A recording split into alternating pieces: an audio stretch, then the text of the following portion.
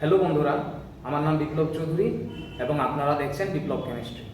আমরা জানি যে সমস্ত স্পিসিসের মধ্যে বিজুর ইলেকট্রন থাকে তারা চুম্বক দ্বারা আকৃষ্ট হয়, অর্থাৎ যে সমস্ত স্পিসিসের মধ্যে বিজুর সংখ্যক ইলেকট্রন থাকে তারা প্যারাম্যাগনেটিক প্রকৃতির হয়।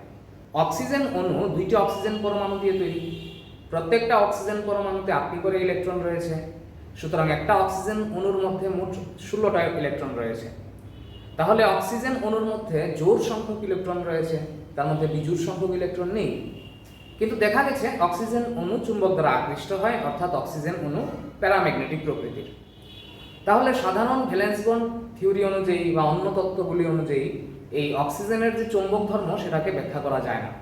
এই কারণে অক্সিজেনের চৌম্বক ধর্মকে ব্যাখ্যা করার জন্য অন্য একটি তত্ত্বের প্রয়োজন হলো, যেটাকে বলা হয় মলিকুলার অরবিটাল থিওরি বা আণবিক কক্ষক তত্ত্ব। এই তত্ত্ব অনুযায়ী যখন দুইটা অক্সিজেন পরমাণু পরস্পরের কাছাকাছি এসে বন্ধন তৈরি করে তখন তাদের যে পারমাণবিক কক্ষকগুলি সেগুলি অভিলেপনে অংশগ্রহণ করে, ফলে অক্সিজেন অণুর মধ্যে পারমাণবিক কক্ষকগুলির আর কোনো অস্তিত্ব নেই। কারণ পারমাণবিক কক্ষকগুলি নিজেদের মধ্যে যুক্ত হয়ে নতুন ধরনের কিছু একটা তৈরি করেছে।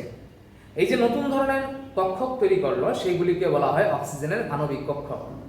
তাহলে আণবিক কক্ষক কি এবং মলিকুলার অরবিটাল থিওরি সম্পর্কে বিভিন্ন যে বিষয়গুলি সেগুলি আজকে আমরা আলোচনা করব। তাহলে শুরু করা যাক আজকের আলোচনা। মলিকুলার অরবিটাল থিওরি অর্থাৎ আণবিক কক্ষক তত্ত্ব অনুযায়ী পরমাণুর পারমাণবিক কক্ষক থাকে, তেমনি অণুর ক্ষেত্রে আণবিক কক্ষক থাকে।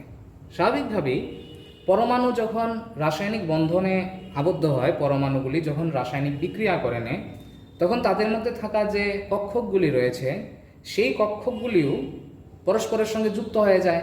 ফলে অণুর মধ্যে পারমাণবিক কক্ষক বলতে আর কিছু থাকে না, সেইখানে এক ধরনের নতুন ধরনের কক্ষক তৈরি হয়, যেগুলি হচ্ছে আণবিক কক্ষক।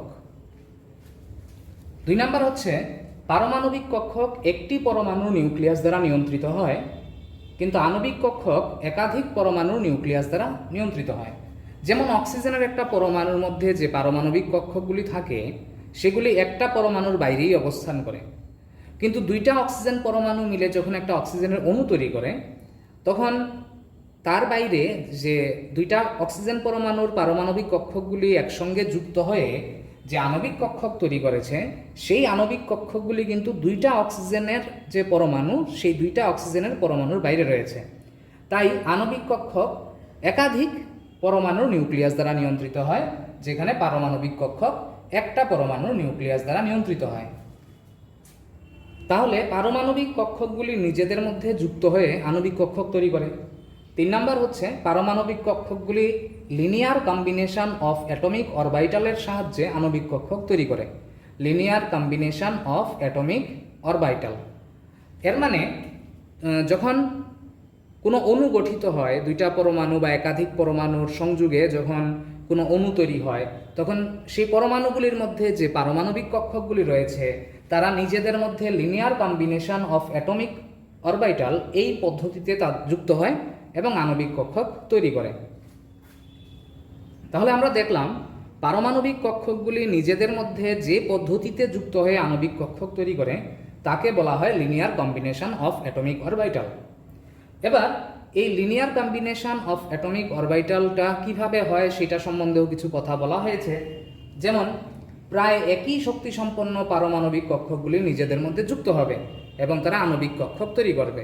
এর মানে হচ্ছে দুইটা পরমাণু যদি নিই আমরা, যেমন অক্সিজেনের দুইটা পরমাণু নিজেদের মধ্যে যখন যুক্ত হয়, অক্সিজেন পরমাণুর মধ্যে কি অরবিটাল থাকে? 1s 2s 2p, 1s2 2s2 2p4। এই অক্সিজেন পরমাণুর মধ্যেও থাকে 1s2 2s2 2p4। এবার প্রায় একই শক্তি সম্পন্ন পারমাণবিক কক্ষগুলি নিজেদের মধ্যে যুক্ত হয়। এর অর্থ হচ্ছে এই অক্সিজেন পরমাণুর 1s অরবিটাল এই অক্সিজেন পরমাণুর 1s অরবিটালের সঙ্গে যুক্ত হবে লিনিয়ার কম্বিনেশনের মাধ্যমে এবং তারা একটা আণবিক কক্ষক তৈরি করবে। সিমিলারলি এই অক্সিজেন পরমাণুর 2s অরবিটাল আর এই অক্সিজেনের পরমাণুর 2s অরবিটাল একই শক্তি সম্পন্ন, তাই এই কক্ষকগুলি নিজেদের মধ্যে লিনিয়ার কম্বিনেশনের মাধ্যমে যুক্ত হয়ে নতুন কক্ষক তৈরি করবে। সিমিলারলি 2p কক্ষকগুলি সমশক্তি সম্পন্ন, তাই 2p কক্ষক নিজেদের মধ্যে যুক্ত হবে লিনিয়ার কম্বিনেশনের মাধ্যমে এবং তারা নতুন ধরনের আণবিক কক্ষক তৈরি করবে। কক্ষকগুলি নিজেদের মধ্যে যুক্ত হওয়ার 2 নম্বর নিয়ম হচ্ছে, পারমাণবিক কক্ষকগুলি নিজেদের মধ্যে যখন যুক্ত হয় তা অবশ্যই বন্ধন অক্ষের সাপেক্ষে প্রতিসম হতে হবে। এর অর্থ হচ্ছে, যখন 2টা পরমাণুর 2p কক্ষক যখন নিজেদের মধ্যে যুক্ত হবে তখন কিভাবে তা যুক্ত হয় তা আমরা এখন দেখছি। আসলে 2p উপকক্ষের মধ্যে 3টা কক্ষক থাকে, px, py এবং pz, px, py, pz। Similarly এখানে 2p যে উপকক্ষ তার মধ্যেও 3টা কক্ষক রয়েছে, px, py এবং pz। তাহলে এই 2p কক্ষক যখন পরস্পরের সঙ্গে লিনিয়ার কম্বিনেশনের মাধ্যমে যুক্ত হবে তখন এই পরমাণুর px কক্ষক এই পরমাণুর px কক্ষকের সঙ্গে যুক্ত হবে, এই পরমাণুর py কক্ষক এই পরমাণুর py কক্ষকের সঙ্গে যুক্ত হবে, এই পরমাণুর pz কক্ষক এই পরমাণুর pz কক্ষকের সঙ্গে যুক্ত হবে। তবেই অক্ষের সাপেক্ষে, অর্থাৎ বন্ধন অক্ষটা যদি px হয়, x অক্ষ যদি হয় বন্ধন অক্ষ, x অক্ষ বরাবর যদি পরমাণু 2টার মধ্যে মিলন ঘটে তাহলে px কক্ষকের সঙ্গে py তো মিলতে পারবে না, কারণ অক্ষ বরাবর মিলতে হবে তাদের। এই কারণেই যে কক্ষকগুলি নিজেদের মধ্যে যুক্ত হয় তা অবশ্যই বন্ধন অক্ষের সাপেক্ষে প্রতিসম হতে হবে। এর সহজ ভাষায় আমরা বললে px এর সঙ্গে যুক্ত হবে, py এর সঙ্গে যুক্ত হবে, pz এর সঙ্গে যুক্ত হবে লিনিয়ার কম্বিনেশনের মাধ্যমে। লিনিয়ার কম্বিনেশনের 3 নম্বর নিয়ম হচ্ছে, যে কক্ষকগুলি লিনিয়ার কম্বিনেশন এর মাধ্যমে যুক্ত হবে তাদের মধ্যে সর্বাধিক অভিলেপন হতে হবে। আমরা জানি যখন 2টা পারমাণবিক কক্ষক নিজেদের মধ্যে মিলিত হয় তারা অভিলেপনের মাধ্যমেই মিলিত হয় এবং তারা সর্বাধিক অভিলেপন করেই মিলিত হয়। তাদের যতটুকু সম্ভব অভিলেপন করা সেই অভিলেপন তারা করে এবং এইভাবেই তারা যুক্ত হয়। তাই লিনিয়ার কম্বিনেশনের মাধ্যমে যখন যুক্ত হতে হবে কক্ষকগুলি, সেই ক্ষেত্রেও তারা সর্বাধিক অভিলেপনের মাধ্যমেই নিজেদের মধ্যে যুক্ত হবে। তাহলে এই হচ্ছে লিনিয়ার কম্বিনেশনের মাধ্যমে পারমাণবিক কক্ষকগুলি কিভাবে যুক্ত হয় তার কতগুলি নিয়ম। এবার 2টা পরমাণুর বিভিন্ন কক্ষকগুলি নিজেদের মধ্যে লিনিয়ার কম্বিনেশনের মাধ্যমে যুক্ত হওয়ার পর মলিকুলার অরবিটাল তৈরি করলো, অর্থাৎ আণবিক কক্ষক তৈরি করলো। সেই ক্ষেত্রে যত সংখ্যক পারমাণবিক কক্ষক লিনিয়ার কম্বিনেশনের মাধ্যমে যুক্ত হবে তত সংখ্যক আণবিক কক্ষক তৈরি হয়। অর্থাৎ 2টা যদি পারমাণবিক কক্ষক নিজেদের মধ্যে যুক্ত হয়, যেমন অক্সিজেন পরমাণুর 2s অরবিটাল আরেকটা অক্সিজেন পরমাণুর 2s অরবিটাল, অর্থাৎ মোট 2টা 2s অরবিটাল নিজেদের মধ্যে যুক্ত হলো, সেই ক্ষেত্রে কিন্তু 2টা মলিকুলার অরবিটাল তৈরি হবে, অর্থাৎ 2টা নতুন আণবিক কক্ষক তৈরি হবে। এর মানে যত সংখ্যক পারমাণবিক কক্ষক নিজেদের মধ্যে যুক্ত হবে ঠিক তত সংখ্যক নতুন আণবিক কক্ষক তৈরি হবে। এইভাবে ঠিক যত সংখ্যক আণবিক কক্ষক তৈরি হলো তার অর্ধেকের শক্তি পারমাণবিক কক্ষকের শক্তি থেকে কম হবে। এর মানে যদি আণবিক কক্ষক তৈরি হয় 2টা, এর মধ্যে একটা আণবিক কক্ষকের শক্তি পারমাণবিক কক্ষকের শক্তি থেকে কম হবে, অর্থাৎ পরমাণুর যে কক্ষকটা তার তুলনায় এই আণবিক কক্ষকটা বেশি স্থায়ী হবে, তার শক্তি কম হবে। এই যে কম শক্তি সম্পন্ন যে কক্ষকগুলি অর্থাৎ স্থায়ী কক্ষকগুলি, আণবিক কক্ষক, স্থায়ী আণবিক কক্ষকগুলি, এদেরকে বন্ডিং মলিকুলার অরবিটাল বলে। BMO দিয়ে লেখা হয়, এদেরকে বন্ডিং মলিকুলার অরবিটাল বলে। সিগমা বন্ধনের ক্ষেত্রে সিগমা বন্ধনের মাধ্যমে উৎপন্ন যে আণবিক কক্ষক তাকে এই সিগমা চিহ্নের সাহায্যে প্রকাশ করা হয়। পাই বন্ধনের মাধ্যমে উৎপন্ন যে আণবিক কক্ষক তাকে পাই চিহ্নের সাহায্যে প্রকাশ করা হয়, আর ডেল্টা বন্ধনের মাধ্যমে উৎপন্ন যে কক্ষক সেটাকে ডেল্টা চিহ্নের সাহায্যে লেখা হয়। সুতরাং যত সংখ্যক আণবিক কক্ষক তৈরি হয় তার অর্ধেকের শক্তি পারমাণবিক কক্ষকের শক্তি থেকে কম, এদেরকে বন্ডিং মলিকুলার অরবিটাল বলা হয় এবং এদেরকে সিগমা পাই ডেল্টা চিহ্নের সাহায্যে লেখা হয়। বাকি যে অর্ধেক সংখ্যক আণবিক কক্ষক, সেই আণবিক কক্ষকগুলির শক্তি পারমাণবিক কক্ষকের শক্তি থেকে বেশি হয়, অর্থাৎ পারমাণবিক কক্ষকের যে স্থায়িত্ব তার থেকে এই আণবিক কক্ষকগুলির স্থায়িত্ব কম হয়। এই যে আণবিক কক্ষকগুলি এদেরকে বলা হয় অ্যান্টি বন্ডিং মলিকুলার অরবিটাল, অর্থাৎ তারা বন্ধন তৈরির জন্য ব্যবহৃত হয় না, বরং অণুটাকে দুঃস্থিত করতে এই কক্ষকগুলি কাজ করে। এই আণবিক কক্ষকগুলির মধ্যে যে ইলেকট্রনগুলি থাকে সেই ইলেকট্রনগুলি বন্ধনের স্থায়িত্ব তো বৃদ্ধিই করেই না, বরং বন্ধনের স্থায়িত্বকে কমিয়ে দেয়, অর্থাৎ ওই অণুর যে স্থায়িত্ব সেটাকে কমিয়ে দেয়। এবং এই যে কক্ষকগুলি, এই কক্ষকগুলিকে সিগমা স্টার, পাই স্টার, ডেল্টা স্টার চিহ্নের সাহায্যে লেখা হয়। অর্থাৎ সিগমা বন্ধনের মাধ্যমে উৎপন্ন যে কম স্থায়িত্ব সম্পন্ন অর্থাৎ বেশি শক্তি সম্পন্ন যে আণবিক কক্ষক সেটা হচ্ছে সিগমা স্টার কক্ষক। পাই বন্ধনের মাধ্যমে উৎপন্ন অস্থায়ী যে কক্ষকগুলি সেগুলি হচ্ছে পাই স্টার, আর ডেল্টা বন্ধনের মাধ্যমে উৎপন্ন যে অস্থায়ী আণবিক কক্ষকগুলি এগুলি হচ্ছে ডেল্টা স্টার। এইভাবে যে আণবিক কক্ষকগুলি তৈরি হলো অর্থাৎ মলিকুলার অরবিটাল যে তৈরি হলো সেগুলির মধ্যে যে ইলেকট্রন পূর্তি ঘটে, ইলেকট্রন বিন্যাস যখন তাদের মধ্যে ঘটে সেটা পারমাণবিক কক্ষকগুলির মধ্যেই নিয়ম মেনে ঘটে। পারমাণবিক কক্ষকগুলির মধ্যে ইলেকট্রন বিন্যাস যেরকম হুন্ডের সূত্র, পাউলির অপবর্জন নীতি এবং আব্বাও নীতি মেনে চলেছিল, এই আণবিক কক্ষকের ক্ষেত্রে ইলেকট্রন বিন্যাসও একই নিয়ম মেনে চলবে।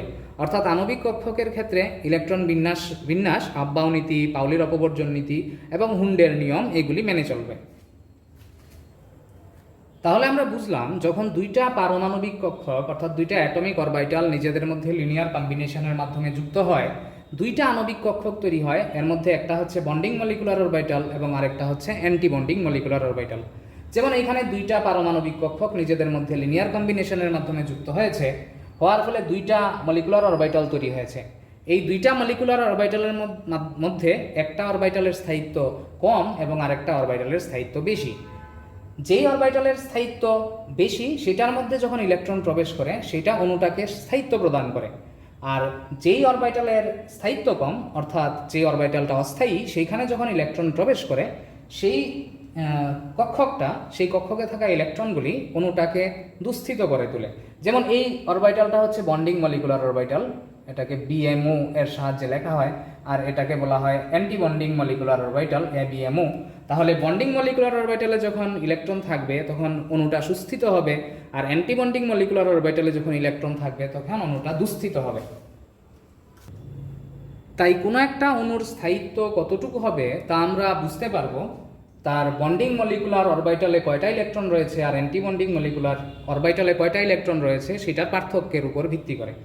বন্ডিং মলিকুলার অরবিটালে যদি বেশি সংখ্যক ইলেকট্রন থাকে তাহলে অণুটার স্থায়িত্ব বেশি হবে, আর অ্যান্টি বন্ডিং মলিকুলার অরবিটালে যদি বেশি সংখ্যক ইলেকট্রন থাকে বন্ডিং মলিকুলার অরবিটালের তুলনায় তাহলে অণুটা দুঃস্থিত হবে।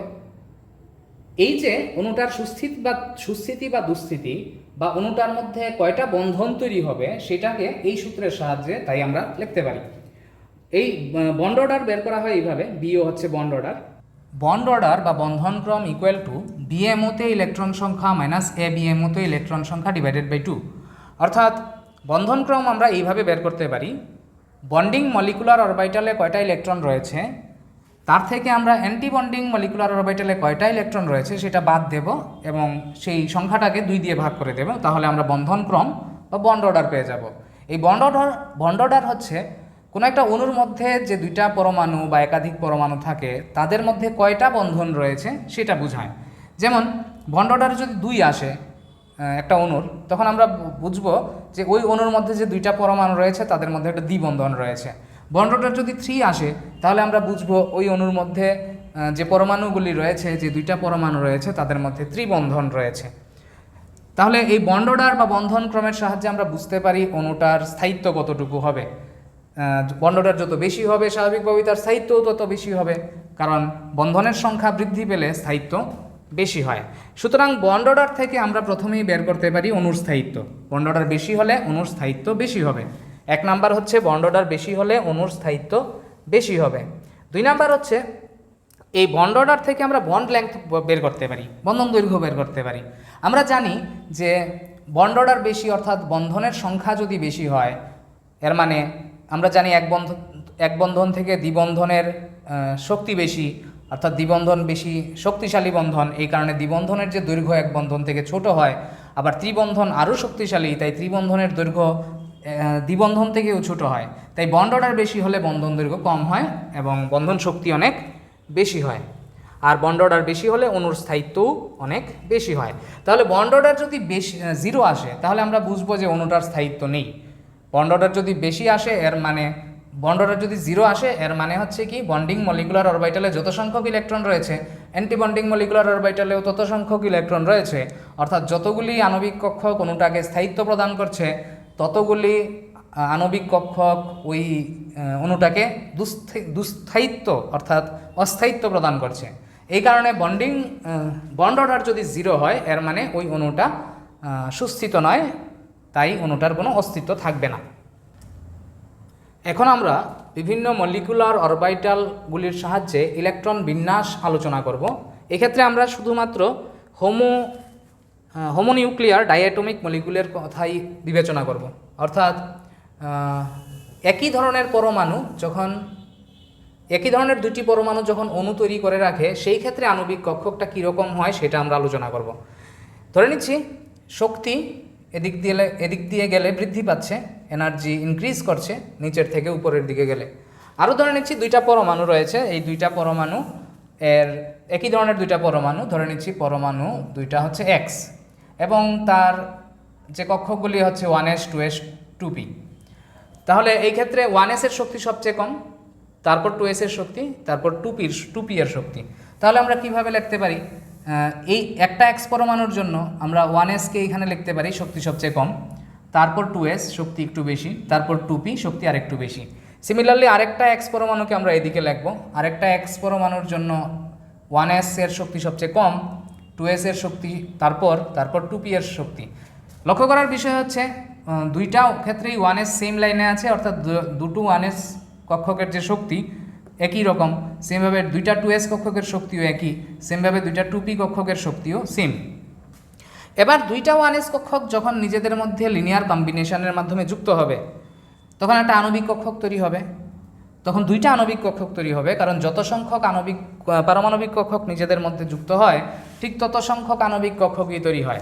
তাহলে দুইটা 1s কক্ষক যখন নিজেদের মধ্যে অভিলেপন ঘটাবে, তখন তারা দুইটা আণবিক কক্ষক তৈরি করবে, একটা হবে বন্ডিং মলিকুলার অরবিটাল এবং আরেকটা হবে অ্যান্টি বন্ডিং মলিকুলার অরবিটাল। এবার এস কক্ষক নিজেদের মধ্যে শুধুমাত্র সিগমা বন্ধনের মাধ্যমে যুক্ত হতে পারে, এই কারণে যে নতুন দুইটা কক্ষক তৈরি হবে সেটা হবে সিগমা প্রকৃতির। এই বন্ধনগুলিকে আমরা লিখব এইভাবে, অর্থাৎ যেহেতু দুইটা 1s কক্ষক নিজেদের মধ্যে সিগমা বন্ধনের মাধ্যমে যুক্ত হয়েছে, তাই বন্ডিং মলিকুলার অরবিটালকে আমরা লিখব সিগমা 1s এর সাহায্যে, আর অ্যান্টি বন্ডিং মলিকুলার অরবিটালকে লিখব সিগমা 1s স্টারের সাহায্যে। তাহলে এটা হচ্ছে অ্যান্টি বন্ডিং মলিকুলার অরবিটাল, এটা হচ্ছে bonding molecular orbital. Bonding molecular অরবিটালের যে শক্তি সেটা পারমাণবিক কক্ষকগুলির শক্তি থেকে কম, এই কারণে আমরা এইভাবে লিখব, নতুন যে আণবিক কক্ষকটা তৈরি হলো সিগমা 1s, সেটার শক্তি কম, এই কারণে সেটাকে আমরা নিচে লিখলাম। পারমাণবিক কক্ষকের শক্তি থেকেও সেটার শক্তি কম, এই কারণে পারমাণবিক কক্ষকের শক্তি থেকে আমরা তাকে নিচে লিখেছি। আর অ্যান্টি বন্ডিং মলিকুলার অরবিটালটাকে আমরা লিখব সিগমা 1s স্টারের সাহায্যে। এইটার শক্তি পারমাণবিক কক্ষকের শক্তি থেকে বেশি, তাই আমরা এটাকে উপরের দিকে লিখলাম। সিমিলারলি দুইটা 2s কক্ষক যখন নিজেদের মধ্যে মিলিত হবে, তৈরি হবে সিগমা 2s, কারণ এস কক্ষক নিজেদের মধ্যে পাই বন্ধন তৈরি করতে পারে না, তাহলে সিগমা 2s তৈরি হবে, এটা হবে বন্ডিং মলিকুলার অরবিটাল, আর তৈরি হবে সিগমা স্টার 2s, এটা হবে অ্যান্টি বন্ডিং মলিকুলার অরবিটাল। তাহলে দুইটা 2s কক্ষক যখন নিজেদের মধ্যে মিলিত হয়েছে, তখন একটা তৈরি হয়েছে সিগমা 2s অরবিটাল, আর একটা তৈরি হলো sigma 2s star orbital molecular orbital. Sigma 2s এবং sigma 2s star molecular orbital. এক্ষেত্রে সিগমা 2s স্টারের যে শক্তি সেটা 2s কক্ষকের শক্তি থেকে বেশি, আর সিগমা 2s এর যে শক্তি সেটা 2s কক্ষকের শক্তি থেকে কম। সিমিলারলি 2p, দুইটা 2p কক্ষক যখন নিজেদের মধ্যে মিলিত হয়, p কক্ষক আসলে p উপকক্ষ তিনটা কক্ষকের সমন্বয়, px py pz, এক্ষেত্রেও px py pz,